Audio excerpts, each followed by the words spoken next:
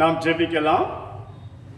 எங்கள் அன்பின் பரலோக தந்தையே, கர்த்தாவே, இந்த நல்ல அருமையான வேலைக்காக நாங்கள் உம்மை துதிக்கிறோம் ஆண்டவரே. அப்பா, நாங்கள் உம்மை ஸ்தோத்திரிக்கிறோம் ஐயா.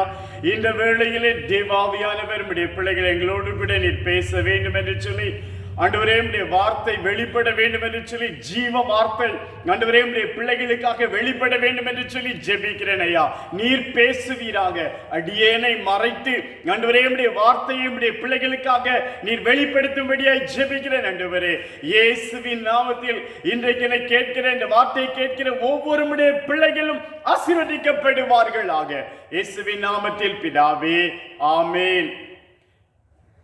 கர்த்தருடைய பரிசுத்த நாமத்திற்கு ஸ்தோத்திரம் உண்டாவதாக. வேதத்திலே ஒரு 2 வசனத்தை முதலாவதாக நாம் படிக்க போகிறோம்.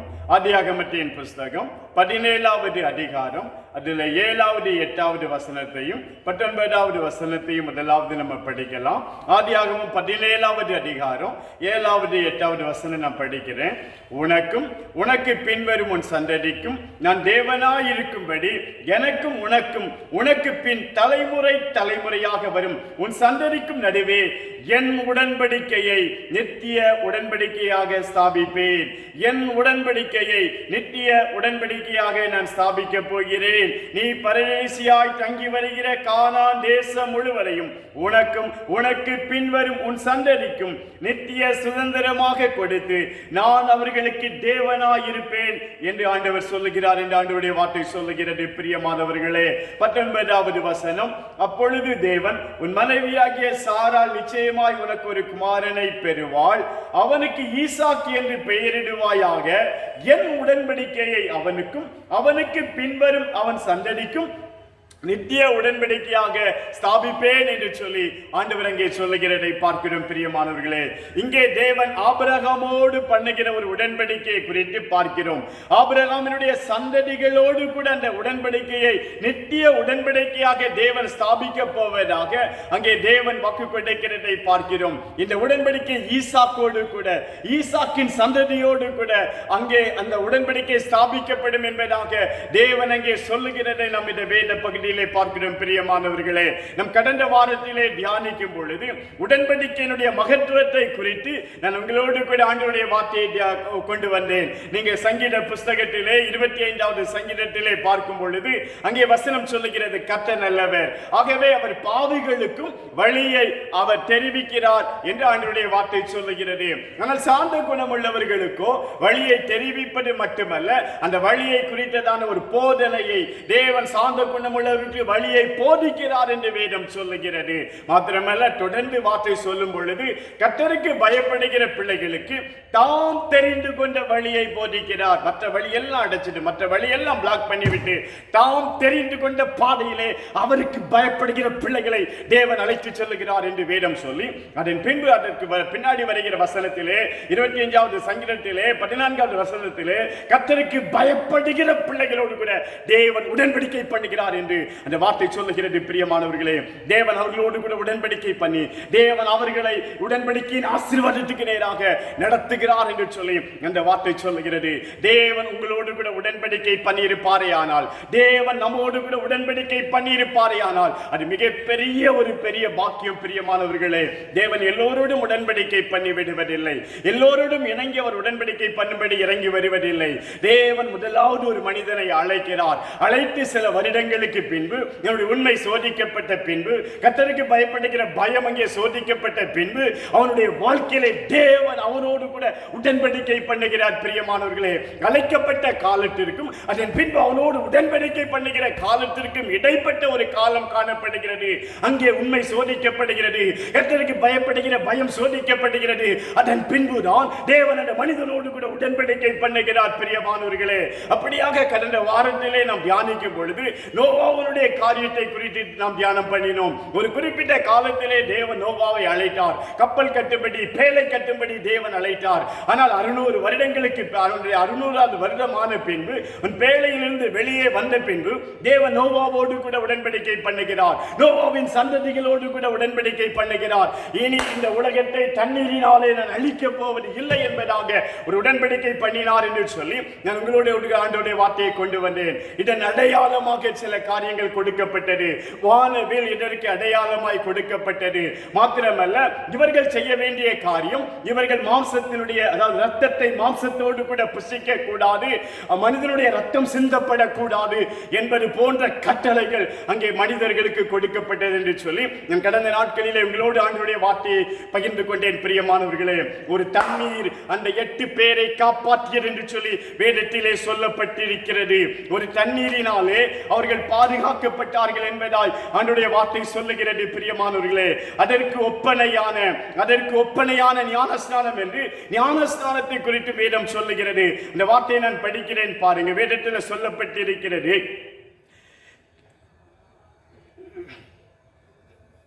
அந்த பேழையிலே சிலராகி 8 பேர் மாத்திரம் பிரவேசித்து ஜலத்தினாலே காக்கப்பட்டார்கள். எந்த ஜலம் மற்ற ஜனங்களை அழித்ததோ அதே ஜலத்தினாலே இவர்கள் காக்கப்பட்டார்கள் என்று சொல்லி அதற்கு ஒப்பனையான ஞானஸ்நானமானது, அதற்கு இணையான ஞானஸ்நானமானது. அது மாம்ச அழுக்கை நீக்குதலாயிராமல் தேவனை பற்றும் நல்மனசாட்சியின் உடன்படிக்கையாயிருந்து இப்பொழுது நம்மையும் இயேசு கிறிஸ்துவினுடைய உயிர்த்தெழுதலினால் இணைக்கிறது என்று சொல்லி வேதம் சொல்லுகிறது. தேவனை பற்றி பிடிப்பதற்கான நல் மனசாட்சியின் உடன்படிக்கை ஞானஸ்நானம் என்று சொல்லி இந்த உடன்படிக்கைக்குள்ளே நாம் வரும் பொழுது ஆசீர்வாதம் நமக்கு உண்டாகிறது. அன்றைக்கு ஒரு பெரிய அழிவு வந்த பொழுது அந்த ஜனங்கள் காக்கப்படுவதற்கு ஒரு தண்ணீர் அவர்களுக்கு அவசியம். தண்ணீரினாலே காக்கப்பட்டார்கள். இன்றைக்கு நம்மை காப்பாற்றுவதற்கு தேவன் ஞானஸ்நான உடன்படிக்கை வைத்திருக்கிறார். இதன் மூலமாக நம் தேவனோடு கூட ஒரு நல் மனசாட்சியின் உடன்படிக்கை பண்ணும் பொழுது, தேவனை பற்றி கொள்ளும்படியான உடன்படிக்கை பண்ணும் பொழுது, ஞானஸ்நானத்தின் அர்த்தத்தை உணர்ந்து என்னுடைய வாழ்க்கையை நான் அப்படியே தேவனுக்கு ஒப்புக் கொடுத்து அவரோடு கூட ஒரு நல் மனசாட்சியின் உடன்படிக்கை பண்ணும் பொழுது அழிவில் இருந்து தப்புவதற்கு அந்த வழி என்று சொல்லி நான் கடந்த வாரத்திலே ஆண்டவருடைய வார்த்தை உங்களுக்கு கொண்டு வந்தேன். பிரியமானவர்களே, அங்கே தேவன் நோவாவோடு பண்ணின உடன்படிக்கையை குறித்து அங்கே சுத்தமான மிருகங்கள் பலி செலுத்தப்படுகிறது, அடையாளமாய் வானவில் கொடுக்கப்படுகிறது.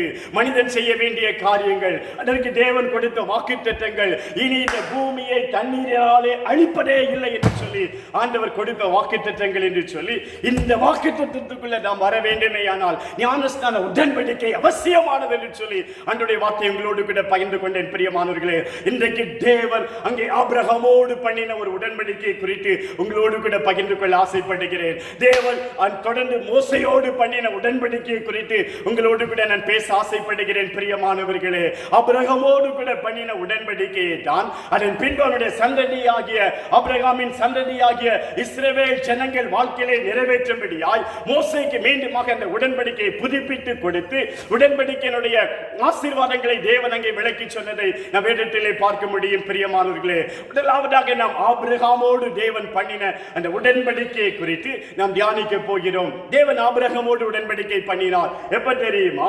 அவனை 75 வயதிலே தேவன் ஆபிரகாமை அழைக்கிறார். உடைய தகப்பனார் அங்கே ஒரு விக்கிரகத்தை வழிபட்டுக் கொண்டிருந்தவர்கள், விக்கிரகத்தை செய்து விற்பனை செய்து கொண்டிருந்த அந்த தேராகுவின் குடும்பம் ஒரு நாளிலே அந்த குடும்பத்திலிருந்து தேவன் ஆபிரகாமை தனியை பிரித்தெடுத்து, ஆபிரகாம் நீ வா அப்படின்னு சொல்லி ஆண்டவர் அவனை அழைத்து கர்த்தர் ஆபிரகாமை நோக்கி, நீ உன் தேசத்தை, உன் இடத்தை, உன் தகப்பனுடைய வீட்டை எல்லாவற்றையும் விட்டு நீ புறப்பட்டு நான் உனக்கு காண்பிக்கிற அந்த தேசத்துக்கு நீ போக வேண்டும். நான் உன்னை ஆசீர்வதிக்க போகிறேன், உன்னை பெரிய ஜாதியாக மாற்றப் போகிறேன், உன்னை ஆசீர்வதித்து உன் பெயரை பெருமைப்படுத்த போகிறேன், நீ ஆசீர்வாதமாக இருக்க போகிறாய், உன்னை ஆசீர்வதிக்கிறவர்களை நான் ஆசீர்வதிக்க போகிறேன், உன்னை சபிக்கிறவர்களை நான் சபிக்க போகிறேன், பூமியில் உள்ள வம்சங்கள் எல்லாம் உனக்குள்ளே ஆசீர்வதிக்கப்பட போகிறது என்று சொல்லி தேவன் அவனை அழைக்கிறார். தேவன் ஆபிரகாமை அழைக்கிறார். 75வது வயதிலே தேவன் ஆபிரகாமை அழைக்கிறார். அழைக்கும் பொழுது தேவன் அவனுக்கு வாக்கு கொடுத்து அழைக்கிறார். பிரியமானவர்களே, அழைப்பு கொடுக்கும் பொழுது தேவன் அழைக்கும் பொழுது வாக்கு கொடுக்கிறார். ஆனால் நான் ஒரு காரியத்தை உங்களுக்கு சொல்லுகிறேன், எழுதி வைத்துக் கொள்ளுங்கள். தேவன் கொடுக்கிற வாக்குத்தத்தத்தை விட 1000 மடங்கு பெரியது, உயர்ந்தது, சிறந்தது அவர் பண்ணுகிற உடன்படிக்கை. பிரியமானவர்களே, வாக்குத்தத்தத்தை விட சிறந்தது, வாக்குத்தத்தத்தை விட மேலானது உடன்படிக்கை என்று சொல்லுவேன். இன்றைக்கு தேவன் உங்களோடு உடன்படிக்கை பண்ணியிருப்பாரே ஆனால் நீங்கள் மிகவும் பாக்கியவான்கள், நீங்கள் மிகவும் பாக்கியவதிகளாய் காணப்படுகிறீர்கள். தேவன் நம்மோடு உடன்படிக்கை பண்ணுவாரே ஆனால், என்னை நம்பி என்னோடு தேவன் உடன்படிக்கை பண்ணுவாரே ஆனால் நான் நிச்சயமாகவே பாக்கியவானாய் இருக்கிறேன். நிச்சயமாகவே நீங்கள் பாக்கியவதிகளாய் இருக்கிறீர்கள். பிரியமானவர்களே, நன்றியோடு நீங்கள் ஆண்டவரை தோத்திரம் பண்ண முடியும். தேவன் எல்லோரோடும் இணங்கி வந்து ஒரு உடன்படிக்கை பண்ணவில்லை. வேதத்தில் சிலரோடு கூட நான் உடன்படிக்கை பண்ணி இருக்கிறார். முதலாவது தேவன் அவர்களை அழைக்கிறார். அழைக்கப்பட்டவர்கள் அநேகர் என்று வேதம் சொல்லுகிறது. ஆனால் உடன்படிக்கை சிலரோடு மாத்திரமே தேவன் செய்திருக்கிறார். எல்லோரோடும் தேவன் உடன்படிக்கை பண்ணவில்லை. கடந்த வாரத்திலே நோவாவோடு பண்ணின உடன்படிக்கை குறித்து அவனை அழைத்த பொழுது, கப்பலை கட்ட அழைத்த பொழுது, பேழையை கட்ட அழைத்த பொழுது, அவன் 120 வருடங்களாய் பேழையை கட்டி கொண்டிருந்தான். அதன் பின்புதான், அந்த பேழையை விட்டு வெளியே வந்த பின்புதான் தேவன் அவனோடு உடன்படிக்கை பண்ணினார் என்று சொல்லி அதனுடைய வார்த்தையை நான் உங்களுக்கு பகிர்ந்திருக்கிறேன். பிரியமானவர்களே, இந்த நாளிலே பார்க்கும் பொழுது 75 வயதிலே கர்த்தர் ஆபிரகாமை அழைக்கிறார். அழைத்த பொழுது அவனோடு உடன்படிக்கை பண்ணவில்லை. அழைத்த பொழுது தேவன் அவனோடு கூட உடன்படிக்கை பண்ணவில்லை. அதன் பின்பு காலங்கள் கடந்து போகிறது, நாட்கள் கடந்து போகிறது. ஒரு குறிப்பிட்ட நாளிலே அவனோடு உடன்படிக்கை பண்ணுகிறார். மோசேயோடு உடன்படிக்கை பண்ணினார். மோசே அழைத்த பொழுது அவனோடு உடன்படிக்கை பண்ணவில்லை. இஸ்ரவேல் ஜனங்களை எகிப்தை விட்டு வெளியே கொண்டு வந்த பின்பு சீனாய் மலையிலே உடன்படிக்கை அங்கே நியமிக்கப்படுகிற உடன்படிக்கை தேவன் கொடுத்து அந்த உடன்படிக்கையின்படி நடக்க வேண்டும் என்கிற அந்த நிபந்தனைகளை தேவன் கட்டளையிடுகிறதை வேதத்திலே பார்க்க முடியும். பிரியமானவர்களே, தாவீதோடு தேவன் உடன்படிக்கை பண்ணினார். சின்ன வயதிலேயே தேவன் அவனை அழைத்தார். சின்ன வயதிலேயே தேவன் அவனை தெரிந்து கொண்டார். ஆனால் அவனோடு உடன்படிக்கை பண்ணினது முடிவு வயதில் தேவன் அவனோடு உடன்படிக்கை பண்ணுகிறார். பிரியமானவர்களே, அவனுக்கு பின்வரும் அவன் சந்ததியை குறித்ததான அந்த ஒரு உடன்படிக்கை, அது தாவீதின் உடன்படிக்கை என்று சொல்லப்படுகிறது. இப்படி தேவன் தாவீதோடு கூட பண்ணின உடன்படிக்கை பார்க்கிறோம். எப்பொழுதுமே அழைக்கப்பட்ட அழைப்பிற்கும் அவனுக்கு தேவன் உடன்படிக்கை பண்ணுகிற இந்த காலத்திற்கும் இடைப்பட்ட ஒரு காலம் என்று ஒன்று இருக்கிறது. பிரியமானவர்களே, ஆபிரகாமை அழைத்த பின்பு பாருங்க நடக்கிற காரியங்களை பாருங்க. ஆபிரகாம் தன்னுடைய தேசத்தை விட்டு கானானுக்கு வந்தான். கானான்ல பஞ்சம்னு சொல்லி எகிப்துக்கு போனான். எகிப்திலிருந்து பொருளோடு வந்து மீண்டுமாக அவர்கள் கானானுக்கு வந்து குடியேற ஆரம்பித்தார்கள். கானானிலே அங்கே அவருடைய சந்ததிகள் பழுகி பெருகி இருக்கும் பொழுதுதான் அங்கே அவனுடைய மந்தை மேய்ப்பர்களுக்கும் லோத்தினுடைய மந்தை மேய்ப்பர்களுக்கும் இடையில வாக்குவாதம் உண்டாகிறது. அப்படியே லோத்து பிரிந்து போறாரு. லோத்து போன இடத்துல பிரச்சனை உண்டாகுது. அந்த பிரச்சனை நிமித்தமாக அவரை காப்பாற்றுவதற்காக ஆபிரகாம் யுத்தம் பண்ணுகிற சம்பவங்கள் இதெல்லாம் நடந்து முடிஞ்ச பின்பு ஒரு நாள் கர்த்தர் ஆபிரகாமோடு கூட இடைப்படுகிறார். இந்த காரியங்கள் எல்லாம் நடந்து முடிஞ்ச பின்பு மெல்கிசேதேக்கெல்லாம் வந்து அவனை ஆசீர்வதித்த பின்பு ஒரு காரியம் நடைபெறுகிறது. இந்த காரியங்கள் நடந்து முடிந்த பின்பு கர்த்தருடைய வார்த்தை ஆபிரகாமுக்கு தரிசனத்திலே உண்டாகி, அவர் ஆபிரகாமே நீ பயப்படாதே, நான் உனக்கு கேடகம், உனக்கு மகாபெரிய பலனுமாய் இருக்கிறேன் அப்படின்னு ஆண்டவர் சொல்லுகிறார். ஆண்டவர் அவனோடு கூட பேசுகிறார். ஆண்டவர் வந்திருக்கிறார். எவ்வளவு பெரிய சந்தோஷத்தை உண்டு பண்ணி இருக்க வேண்டும். ஆண்டவர் அவனோடு கூட வாக்குத்தத்தத்தை கொடுக்கிறார். எவ்வளவு பெரிய மகிழ்ச்சியை கொடுத்திருக்க வேண்டும். ஆனால் ஆபிரகாம் சோர்ந்து போயிருக்கிறார். இதுவரை என்ன ஆசீர்வாதம் கிடைச்சிருக்குது, ஒரு பிள்ளை இல்லையே என்று சொல்லி அந்த ஆதங்கத்தை தேவனுக்கு வெளிப்படுத்துகிறார். அதற்கு ஆபிரகாம், கர்த்தராகிய ஆண்டவரே, அடியேனுக்கு என்ன தருவீர்? நான் பிள்ளை இல்லாமல் இருக்கிறேனே என்று சொல்லி அவன் சொல்லுகிறதை பார்க்கிறோம். ஆபிரகாம், தேவரீர் எனக்கு புத்திர சந்தானம் அருளவில்லை என்று சொல்லி அங்கே சொல்லுகிறதை பார்க்கிறோம். அப்போ ஆண்டவர் சொல்றாரு, உனக்கு சுதந்திரவாளியை தருவே. இவன் சுதந்திரவாளி அல்ல, இந்த இளைய சிறுவனுக்கு சுதந்திரவாளி அல்ல, நான் உனக்கு சுதந்திரவாளியாகி ஒரு பிள்ளையை தருவேன் அப்படின்னு சொல்லி வானத்தின் நட்சத்திரங்களை என்ன கூடுமானால் எண்ணிப்பார், அவ்விதமாய் ஒரு சந்ததியை ஆசீர்வதிப்பேன் என்று சொல்லி ஆண்டவர் அந்த சாயந்தர வேளையிலே அவனை வெளியே அழைத்து வந்து வானத்தின் நட்சத்திரங்களை எண்ணும்படி செய்து இவ்விதமாய் உன் சந்ததி ஆசீர்வதிக்கப்படும், உன் சந்ததி என்று சொல்லி ஆண்டவர் அவனுக்கு சந்ததியை கொடுப்பதாக தேவன் அங்கே சொல்லி அவனை ஆசீர்வதிக்கிறதை நான் வேதத்தில் பார்க்கிறோம். அப்ப இவர் மெல்ல ஒரு கேள்வி கேட்கிறாரு, என்ன ஆண்டவரே, இதை நான் எதினாலே அறிவேன். எதுக்கு இவ்வளவு நீண்ட கதையை சொல்லிட்டு வரேன்னா, இப்பதான் உடன்படிக்கையினுடைய ஆரம்பம் உண்டாகுது. பிரியமா, நல்லா கவனிங்க, இந்த செய்தி நல்லா கவனிங்க. இப்பதான் உடன்படிக்கையினுடைய ஆரம்பம் உண்டாகுது. இதை நான் எதினாலே அறிவேன் அப்படின்னு அவன் கேட்ட உடனே ஆண்டவர் என்ன சொல்றாரு பாருங்க, வாப்பா உடன்படிக்கைக்குள்ள வா அப்படின்னு சொல்லி ஆண்டவர் சொல்லுகிறாரு, நீ ஒரு 3 வயது கிடாரிய, 3 வயது வெள்ளாட்ட, 3 வயது ஆட்டுக்கடாவ, ஒரு காட்டுப்புறாவ, ஒரு புறாக்குஞ்ச, இவ்வளத்தையும் நீ கொண்டு வா அப்படின்னு சொல்லி இதெல்லாம் அவன் துண்டிக்கும்படி செய்து, இவைகள் எல்லாம் பலி செலுத்தும்படி செய்து, இவர்கள் ரத்தம் சிந்துப்படும்படி செய்து, இங்கே தேவன் அவனோடு ஒரு உடன்படிக்கை பண்ணினார். இங்கே தேவன் அவனோடு உடன்படிக்கை பண்ணி அந்த உடன்படிக்கையின் எல்லையை தேவன் சொல்லுகிறார். கிழக்க, மேற்க, தெற்க, வடக்க உன்னுடைய எல்லைகள் எப்படி இருக்கும் என்று சொல்லி இந்த எல்லைகளை, இந்த பவுண்டரியை நான் உனக்கு தருவேன் என்று சொல்லி தேவன் அவனுக்கு வாக்கு கொடுக்கிறார். பிரியமானவர்களே, இது உடன்படிக்கையின் ஆரம்பமாய் காணப்படுகிறது. உடன்படிக்கையின் ஆரம்ப கட்டத்திலே அங்கே சில மிருகங்கள் பலி செலுத்தப்படுகிறது, அங்கே பறவைகள் பலி செலுத்தப்படுகிறது. அதன் பின்பு அங்கே ஒரு சின்ன உடன்படிக்கை அங்கே கையெழுத்தாக்கப்படுகிறது. தேவன் சொல்லுகிறார், அவனுடைய எல்லைகளை போட்டு இந்த பகுதிகள் எல்லாம் உனக்கு கொடுக்கப்படும், உன் சந்ததிக்கு கொடுக்கப்படும் என்று தேவன் அவனோடு கூட அங்கே உடன்படிக்கையை ஆரம்பித்து வைக்கிறதை நாம் அங்கே வேதத்திலே பார்க்கிறோம். பிரியமானவர்களே, அதற்காக உடன்படிக்கைக்குரிய ரத்தம் சிந்தப்படுகிறது. இன்னும் காலங்கள் கடந்து போகிறது. 99 வயதாகிவிட்டது. ஆபிரகாமுக்கு 99 வயது ஆகும் பொழுது அந்த உடன்படிக்கை உறுதிப்படுத்தப்படுகிறது. அந்த உடன்படிக்கை உறுதிப்படுத்தப்படுகிறது.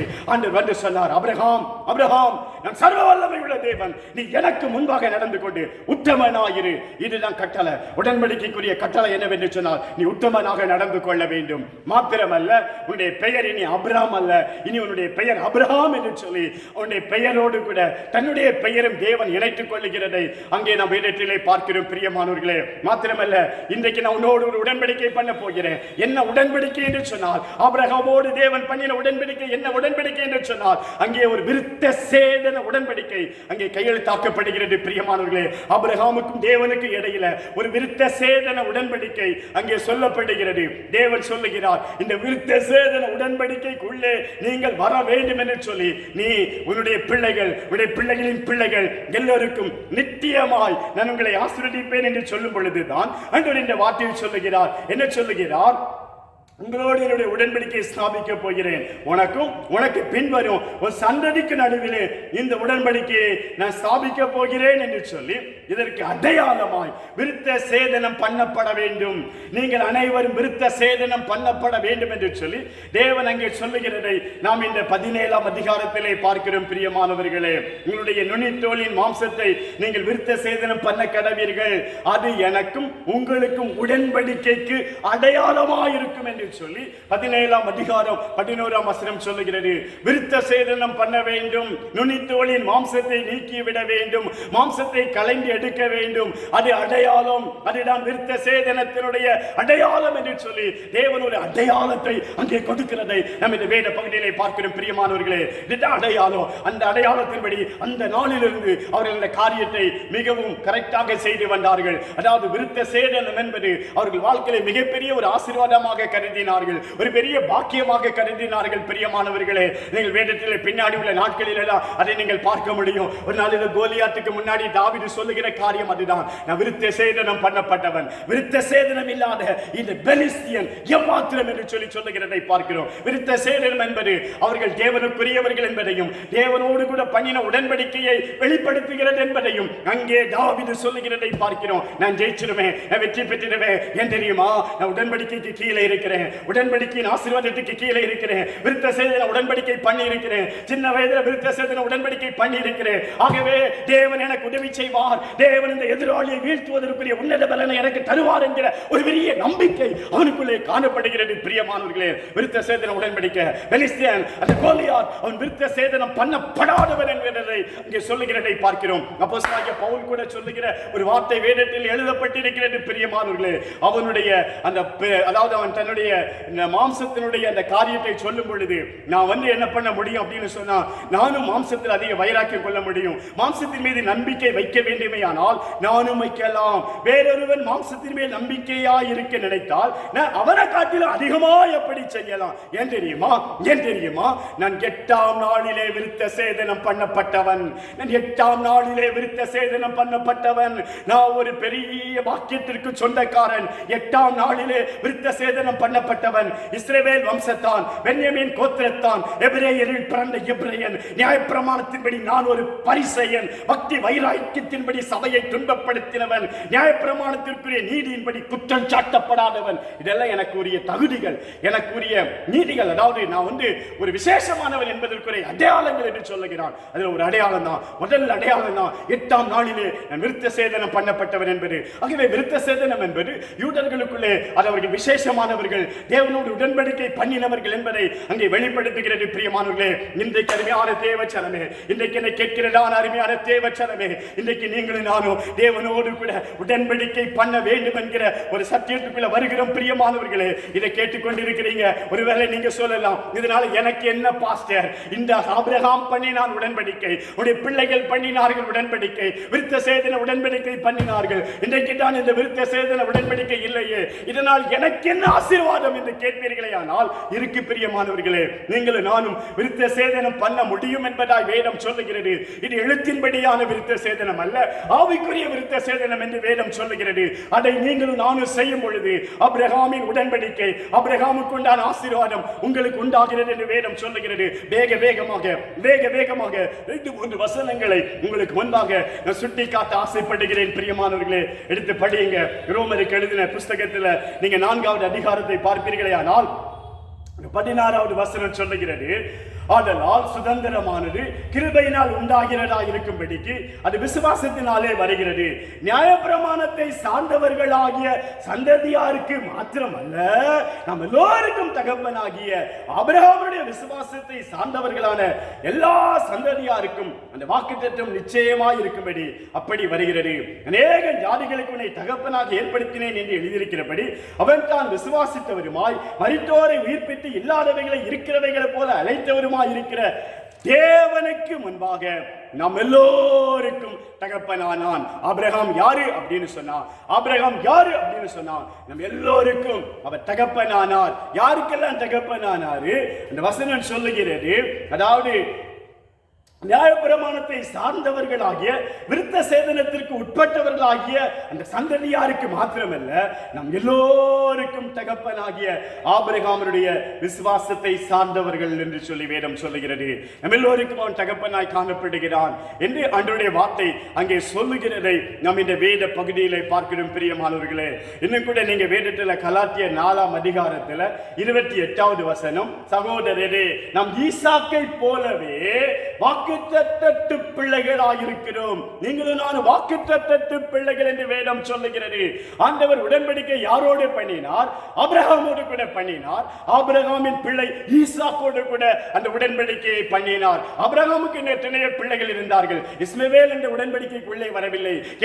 கேத்தூராளுடைய பிள்ளைகள் 6 பேர் அந்த உடன்படிக்கைக்குள்ளே வரவில்லை பிரியமானவர்களே. 8 பிள்ளைகள் ஆபிரகாமுக்கு இருந்தாலும் ஒரு பிள்ளையோடு கூட அவன் அங்கே உடன்படிக்கை பண்ணுகிறதை பார்க்கிறோம். இந்த உடன்படிக்கைக்குள்ள நீங்களும் நானும் வந்து விடுகிறோம். இந்த ஈசாக்கினுடைய உடன்படிக்கைக்குள்ள வந்து விடுகிறோம். சகோதரரே, நாம் ஈசாக்கை போலவே வாக்குத்தத்தத்துக்குரிய பிள்ளைகளாக இருக்கிறோம் என்று ஆண்டவருடைய வார்த்தை அங்கே சொல்லுகிறதை நாம் இந்த வேத பகுதியிலே பார்க்கிறோம் பிரியமானவர்களே. 1ஆம் அதிகாரம் 16ஆம் வசனத்தில் கலாத்தியர்ல ஆபிரகாமுக்கும் அவனுடைய சந்ததிக்கும் வாக்குத்தத்தங்கள் பண்ணப்பட்டன. சந்ததிகளுக்கு என்று அநேகரை குறித்து சொல்லாமல் உன் சந்ததிக்கு என்று ஒருவனை குறித்து சொல்லியிருக்கிறார். அந்த சந்ததி கிறிஸ்துவே. ஆகவே கிறிஸ்துவின் மூலமாய் நாம் இந்த வாக்குத்தத்தத்துக்கு உடனாளிகளாக காணப்படுகிறோம் பிரியமானவர்களே. நம் விருத்த சேதனம் கையினாலே செய்யப்பட்ட விருத்த சேதனம் அல்ல. நாம் இப்பொழுது ஒரு புதிய விருத்த சேதனத்துக்குள்ள வர வேண்டுமாம். அதை வேதம் சொல்லும் பொழுது அது ஆவிக்குரிய விருத்த சேதனம் என்று வேதம் சொல்லுகிறது.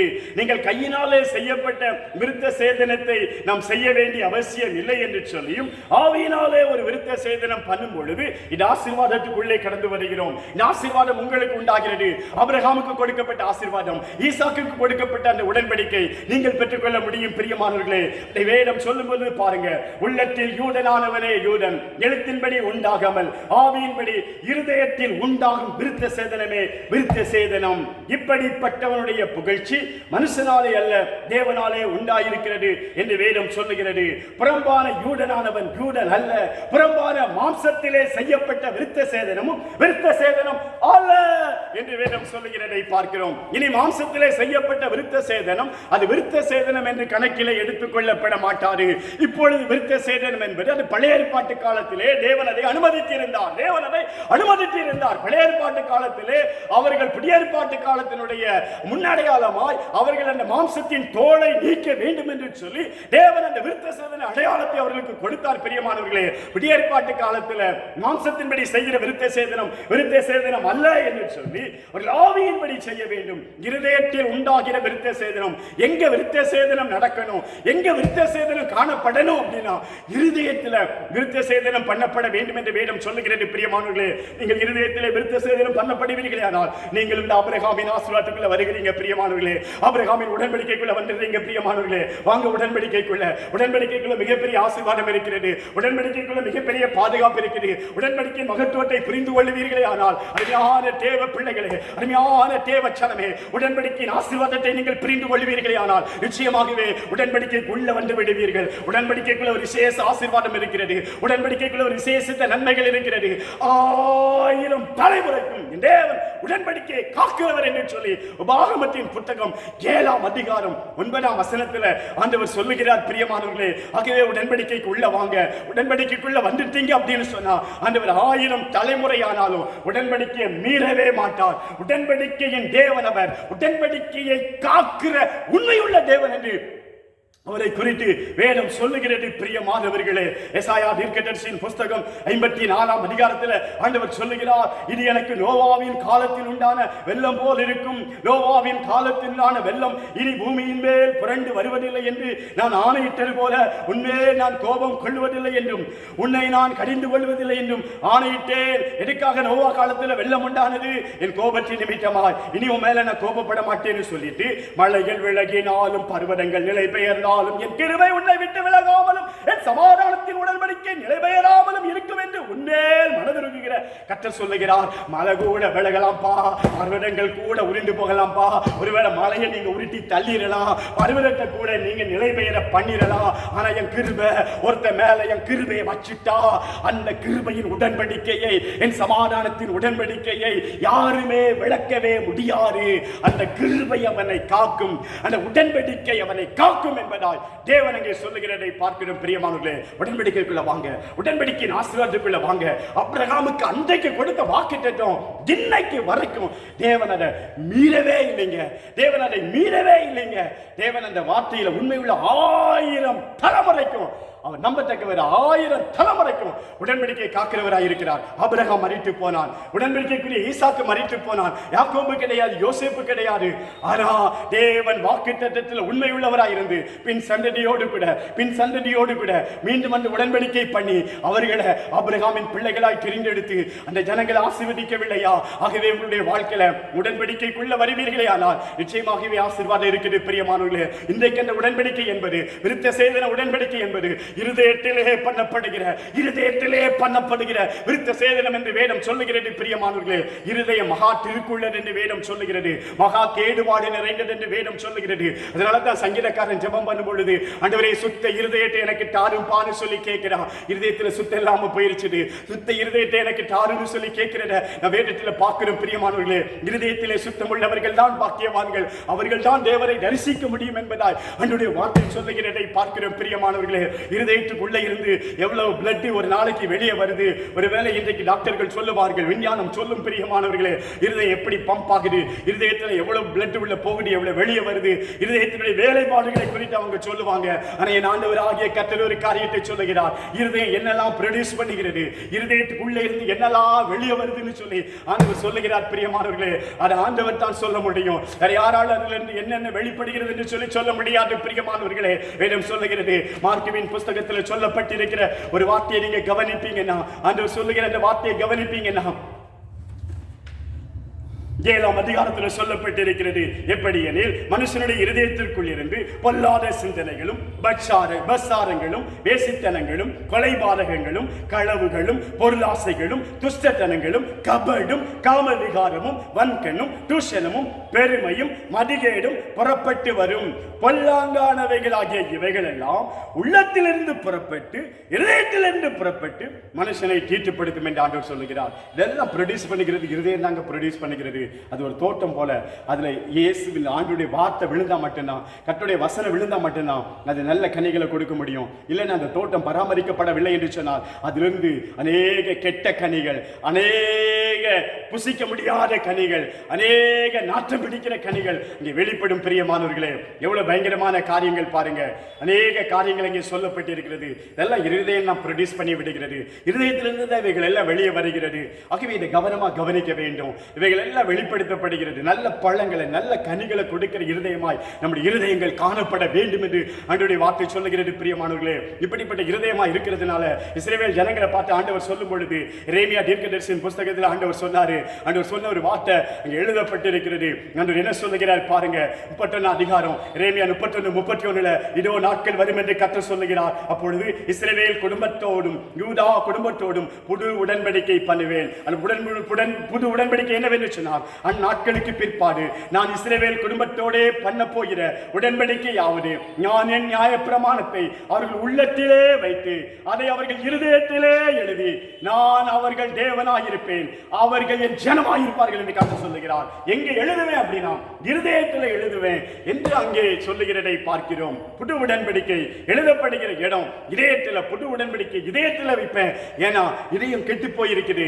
புது இதயத்தை கொடுத்து அந்த இதயத்தில் என் வார்த்தை உள்ள வைப்பேன் அப்படின்னு சொல்லுகிறார். பிரியமானவர்களே, இதயத்துக்குள்ள வார்த்தை வைப்பீங்கன்னா அது நல்ல கனிகளை கொடுக்கும். அது வசனம், இந்த வசனம் அது ஊன்றப்படுமையானால், இதயத்தில் ஊன்றப்படுமையானால் அது வளரும். செடியா மரமா வளர்ந்து நல்ல கனி கொடுக்கிற மரமாய் நல்ல ஆவியின் கனிகள், அன்பு, சமாதானம், சாந்தம், இச்சையடக்கம், பொறுமை, நம்பிக்கை, விசுவாசம் என்கிற இப்படிப்பட்ட கனிகளை கொடுக்கிற இருதயமாய் நம்முடைய இருதயம் மாறிடும். பிரியமானவர்களே, ஆகவேதான் இருதய விருத்த சேதனம் பண்ணப்பட வேண்டும். அதுல தேவையில்லாதவைகள் எல்லாம் வெட்டி எடுக்கப்பட வேண்டும். தேவனுக்கு பிரியமில்லாத காரியங்கள் அவைகள் எல்லாம் அந்த நுனித்தோலின் மாம்சம் வெட்டி எடுக்கப்படுவது போல இருதயத்திலே காணப்படுகிற அவருக்கு பிரியமில்லாத காரியங்கள் வெட்டி எடுக்கப்பட வேண்டும். இதுதான் இன்றைய விருத்த சேதனம். பிரியமானவர்களே, இந்த விருத்த சேதன உடன்படிக்கைக்குள்ள வரணுமே ஆனால் வசனம் உள்ள இருக்கணும். ஆண்டவரே, நான் பாவம் செய்யாதபடிக்கு உம்முடைய வசனத்தை என் இருதயத்தில் வைத்தேன் என்று சொல்லி சங்கீதக்காரன் சொல்லுகிறதை பார்க்கிறோம். போர்டில் எழுதி போடலாம், வீட்டுல சுவத்துல தொங்க போடலாம். ஆனா அது காரியம் அல்ல.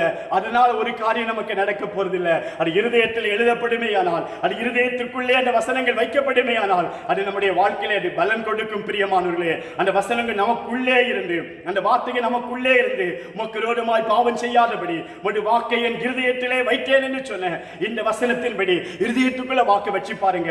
உங்களுடைய வாழ்க்கையில நிச்சயமாகவே நீங்க ஒரு கனி கொடுக்கிறவர்களாய், நல்ல கனி கொடுக்கிறவர்களாய் காணப்படுவீங்க. பிரியமானவர்களே, வசனம் உள்ள போகட்டும். மாத்திரமல்ல, ஒரு ஆவியின் வல்லமையை பெற்றுக் கொள்ளுங்க. ஒரு நாளிலே சவுல் அவன் ஆவியின் வல்லமையை பெற்ற பொழுது, அவனுக்குள்ள ஒரு ஆவியின் வல்லமை இறங்கிய பொழுது வேறே இருதயம் உள்ளவனாய் மாறினான் என்று வேதம் சொல்லுகிறது. ஒவ்வொரு நாள் அதிகாலையில ஆண்டவரே சுத்த இருதயத்தை என்னிலே சிருஷ்டியும் ஐயா. ஒரு நாளிலே தாவீது அந்த இருதயத்தை இழந்துட்டான், சுத்த இருதயத்தை இழந்துட்டான். ஆண்டவரை பார்த்து கேட்கிறான். ஒவ்வொரு நாள் ஆண்டவரை பார்த்து கேளுங்க, என் இருதயம் சுத்திகரிங்கப்பா, இருதயம் சுத்தமா இருக்கட்டும்பா, இருதயம் விருத்த சேதனம் பண்ணப்படட்டும் ஐயா. இருதயம் பொல்லாததா இருக்கக்கூடாது, திருக்குள்ளதா இருக்கக்கூடாது, கேடுபாடு நிறைந்ததா இருக்கக்கூடாது. இது கர்த்தாவே நீர் தங்கக்கூடிய இருதயமாக இருக்கணும். அன்றைக்கு அப்போஸ்தலர் நடவடிக்கைகளின் புத்தகத்தில் 7ஆம் அதிகாரத்தில் 51ஆம் வசனத்தில் அங்கே ஸ்தேவான் சொல்லுகிற ஒரு வார்த்தை எழுதப்பட்டிருக்கிறது. என்ன வார்த்தை பாருங்க. தேவான் சொல்லுகிறான், அந்த ஜனங்கள் வணங்கா கழுத்துள்ள அந்த ஜனங்களை பார்த்து சொல்லும் பொழுது, அவனுக்கு விரோதமாய் நிற்கிற அந்த ஜனங்களை பார்த்து அவன் சொல்லும் பொழுது, வணங்கா கழுத்துள்ளவர்களே, இருதயத்திலும் செவியிலும் விருத்த சேதனம் பெறாதவர்களே என்று அவன் அந்த ஜனங்களை எச்சரிக்கிறதை பார்க்கிறோம். ஏன் நீங்க எதிர்த்து நிற்கிறீங்க? ஏன் பரிசுத்தாவிக்கு எதிர்த்து நிற்கிறீங்க? ஏன் ஆண்டவருக்கு எதிர்த்து நிற்கிறீங்க? ஏன்னா இருதயம் விருத்த சேதனம் பண்ணப்படவில்லை என்று அவன் அங்கே சொல்லுகிறதை பார்க்கிறோம். விருத்த சேதன உடன்படிக்கைக்குள்ள வாங்க பிரியமானவர்களே, இருதயம் விருத்த சேதனம் பண்ணப்படட்டும். இருதயம் மாத்திரமல்ல, அவன் அங்கே சொல்லுகிற இன்னொரு காரியம், செவிகளிலும் விருத்த சேதனம் காணப்பட வேண்டும். உங்கள் செவியும் விருத்த சேதனம் பண்ணப்பட வேண்டும். செவியில விருத்த சேதனம் இருக்கணும். செவியில விருத்த சேதனம் இருந்தாதான், நம்முடைய செவி விருத்த சேதனம் பண்ணப்பட்டாதான் இது ஆண்டவருடைய வார்த்தையை கேட்கும். பிரியமானவர்களே, ஆண்டவருடைய வார்த்தையை நல்லா கேட்க வேண்டுமே ஆனால், ஆண்டவருடைய வார்த்தை நம்முடைய காதுகளிலே விழ வேண்டுமே ஆனால் நம்முடைய செவி அது விருத்த சேதனம் பண்ணப்பட வேண்டும். நம்முடைய செவி தேவனுடைய சத்தத்தை கேட்கும்படிக்கு அது விருத்த சேதனம் பண்ணப்பட வேண்டும். உலகத்தில் அநேக சத்தங்கள் கேட்டுக்கொண்டிருக்கிறது. அநேக மனித சத்தம் கேட்குது, பிசாசு சத்தம் கேட்குது, மாசமானவர்கள் சத்தம் கேட்டுக்கொண்டிருக்கிறது, இறைவனுடைய சத்தம் கேட்டுக்கொண்டிருக்கிறது. எத்தனையோ சத்தங்களை கேட்டுக்கொண்டிருக்கிறோம். இறைவனுடைய சத்தத்தை நாம் புரிந்து கொள்வதற்கு நம்முடைய செவி விருத்த சேதனம் பண்ணப்படணும். பிரியமானவர்களே, ஏவாளுடைய காதில் ஒரு சத்தம் கேட்டது. அங்கே தீய சக்தியினுடைய சத்தம் கேட்டது. சாத்தானுடைய சத்தம், பிசாசுடைய சத்தம், அவருடைய சர்ப்பத்தினுடைய சத்தம் அவர் காதில் கேட்டுச்சு. பிரியமானவர்களே, என்ன காரணம்? அங்கே செவி விருத்த சேதனம் பண்ணப்படாதது நிமித்தமாய், செவி விருத்த சேதனம் பண்ணப்படாதது நிமித்தமாக ஆண்டவர் கூட பாருங்க, ஆண்டவருடைய வார்த்தை கூட சொல்லுகிறது. ஆண்டவரை குறித்து வேதம் சொல்லும் பொழுது ஒரு அருமையான வார்த்தை சொல்லி இருக்குது. இது நம்முடைய வாழ்க்கையில நம்ம கேட்கணும் பிரியமானவர்களே. 50 ஏசாயா புஸ்தகத்துல சொல்லி இருக்குது, இளைப்படைந்தவனுக்கு சமயத்துக்கு ஏற்ற வார்த்தை சொல்ல நான் அறியும்படிக்கு ஆண்டவருடைய சமூகத்துல காத்திருக்கிறேன். அப்ப கர்த்தராகிய ஆண்டவர் எனக்கு கல்விமானி நாவை தருகிறார், மாத்திரமல்ல காலைதோறும் என்னை எழுப்புகிறார். கற்றுக்கொள்ளுகிறவர்களை போல நான் கேட்கும்படி என் செவியை கவனிக்க செய்கிறார். என் செவியை விருத்த சேதனம் பண்ணி விடுகிறார். கர்த்தராகிய ஆண்டவர் என் செவியை திறந்தார். நான் எதிர்க்கவும் இல்லை, என் பின் வாங்கவும் இல்லை என்று சொல்லி அங்கே சொல்லுகிறதை பார்க்கிறோம் பிரியமானவர்களே. ஒவ்வொரு நாள் காலையில் ஆண்டவருடைய சமூகத்தில் காத்திருங்க. உங்க செவியை திறக்கட்டும். செவி விருத்த சேதனம் பண்ணப்பட்ட செவியா இருக்குமே, ஆனால் அங்கே தேவ சத்தத்தை அந்த செவி கேட்கும் பிரியமானவர்களே. தேவ சத்தம் கேட்கிற செவியாக உடைய செவி காணப்படும் பிரியமானவர்களே. எரேமியா 6ஆம் அதிகாரத்தில் சொல்லப்பட்டிருக்கிறது. ஆண்டவர் அங்கலாய்த்து சொல்லுகிற ஒரு காரியம், நான் எப்படி இந்த ஜனங்களிடத்தில் பேசுவேன், அவர்கள் கேட்கும்படி நான் யாரோட பேசி எச்சரிப்பேன். அவர்களுடைய செவி விருத்த சேதனம் இல்லாதது, அவர்கள் கேட்க மாட்டார்கள். கர்த்தருடைய வசனம் அவர்களுக்கு நிந்தையா இருக்கிறது, அதன் மேல் அவர்களுக்கு விருப்பம் இல்லை. ஏன் தெரியுமா? செவியில விருத்த சேதனம் இல்ல. நமக்கு எங்க விருத்த சேதனம் வேணும்?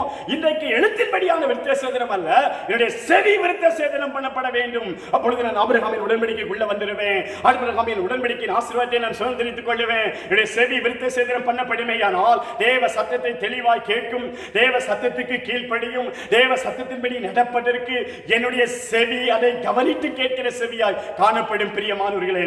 மாத்திரமல்ல என்னுடைய செவி மாத்திரமல்ல, என் கண்களோடு யோபு சொல்லுகிறான், யோபு பக்தன் சொல்லுகிற ஒரு வார்த்தை, என் கண்ணோடு உடன்படிக்கை பண்ணி இருக்கிறேன். கண்ணோட உடன்படிக்கை பண்ணினா ஒரு கன்னிகை மீது நான் நோக்கமாக இருப்பது எப்படி அப்படின்னு அவன் அங்கே சொல்லுகிறதை பார்க்கிறோம் பிரியமானவர்களே. ஏ கண்ணே கண்ணே, நீ இதைத்தான் பார்க்கணும், இதுக்கு பிறகு வேற எதையும் பார்க்க கூடாது. நான் கண்ணோட உடன்படிக்கை பண்ணி இருக்கிறேன், இதை மீறி நான் எதையும் பார்க்க மாட்டேன்னு சொல்லி அவன் அங்கே சொல்லுகிறதை நம்ம இந்த வேத பகுதியிலே பார்க்கிறோம் பிரியமானவர்களே. வேதாகமத்தில் சொல்லப்பட்டிருக்கிற காரியம், கண்ணோட உடன்படிக்கை பண்ணுங்க, உங்களுடைய செவியோட உடன்படிக்கை பண்ணுங்க, இதயத்தோட உடன்படிக்கை பண்ணுங்க. இவைகள் எல்லாம் விருத்த சேதனம் பண்ணப்படட்டும். மாத்திரமல்ல அங்கே மோசே சொல்லுகிற ஒரு வார்த்தை எழுதப்பட்டிருக்கிறது பாருங்க. மோசே சொல்லுகிற ஒரு வார்த்தை என்னன்னு சொன்னா, அங்க ஆண்டவர் சொல்றார், நீ போய் இஸ்ரவேல் ஜனங்களோட பேசணும் அப்படின்னு சொல்லி ஆண்டவர் சொல்லி அனுப்பும் பொழுது மோசே சொல்லுகிற ஒரு வார்த்தை என்னன்னா, ஆண்டவரே நான் விருத்த சேதனம் பண்ணப்படாதவன் என்று சொல்லி அவன் அங்கே சொல்லுகிறதை பார்க்கிறோம். எங்கே நான் விருத்த சேதனம் பண்ணப்படல? நீங்க யாத்திராகமம் 6:12 பாருங்க.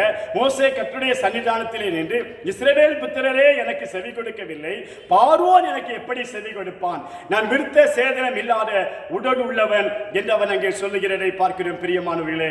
மீண்டும் 30ஆம் வசனத்தில், நான் விருத்த சேதனம் இல்லாத உடல் உள்ளவன் பார்வோன் எனக்கு எப்படி செவி கொடுப்பான் என்று அவன் அங்கே சொல்லுகிறதை பார்க்கிறோம்.